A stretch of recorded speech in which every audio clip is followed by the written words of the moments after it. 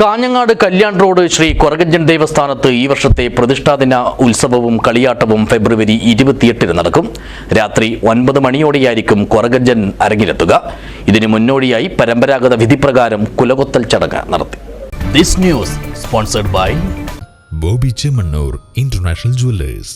ഇത്തവണയും വിപുലമായ രീതിയിലാണ് കല്യാൺ റോഡ് ശ്രീ കൊരകഞ്ചൻ ദേവസ്ഥാനത്ത് പ്രതിഷ്ഠാദിന കളിയാട്ടം കൊണ്ടാടുന്നത്. ഫെബ്രുവരി 28 രാവിലെ 5 മണിക്ക് ഗണപതി ഹോമത്തോടുകൂടി ആഘോഷത്തിന് ആരംഭം കുറിക്കും.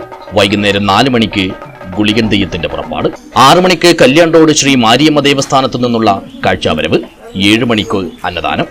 രാത്രി 9 മണിക്കാണ് കാസർഗോഡ് ജില്ലയിൽ തന്നെ അപൂർവമായി കെട്ടിയാടാറുള്ള കൊരകഞ്ചൻ തെയ്യത്തിന്റെ അരങ്ങാട്ടം. ഫെബ്രുവരി 28 രാവിലെ ഗണപതി ഹോമം, വൈകുന്നേരം 4 മണിക്ക് ഗുളികൻ കെട്ടിയാടപ്പെടും. അതുപോലെ തന്നെ വൈകുന്നേരം 7 മണിക്ക് അന്നദാനം. രാത്രി 9 മണിക്കാണ് കൊരകഞ്ചൻ തെയ്യം അരങ്ങിലെത്തുന്നത്.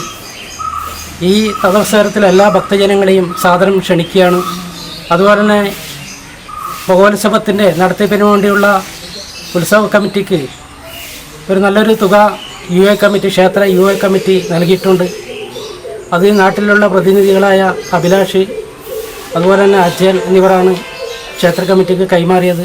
ആയിരങ്ങളെത്തുന്ന കളിയാട്ട ഉത്സവത്തിനുള്ള ഒരുക്കങ്ങളെല്ലാം ദേവസ്ഥാനത്ത് സമയബന്ധിതമായും മാതൃകാപരമായും പുരോഗമിക്കുകയാണ്.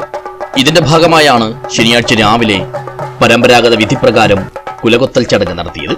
കളിയാട്ട ദിനത്തിലെ നിവേദ്യാദികൾക്കായി പഴുപ്പിച്ചെടുക്കാനുള്ള മൂപ്പെത്തിയ വാഴക്കുലകളാണ് സമീപ പറമ്പുകളിൽ നിന്നും കൊത്തിയെടുത്തത്. വിശ്വാസികളെ സംബന്ധിച്ചിടത്തോളം മൂർത്തിക്കുള്ള തങ്ങളുടെ സമർപ്പണം കൂടിയാണത്. കർമ്മികളും ഭാരവാഹികളും ബാല്യക്കാരും ചടങ്ങിൽ സംബന്ധിച്ചു.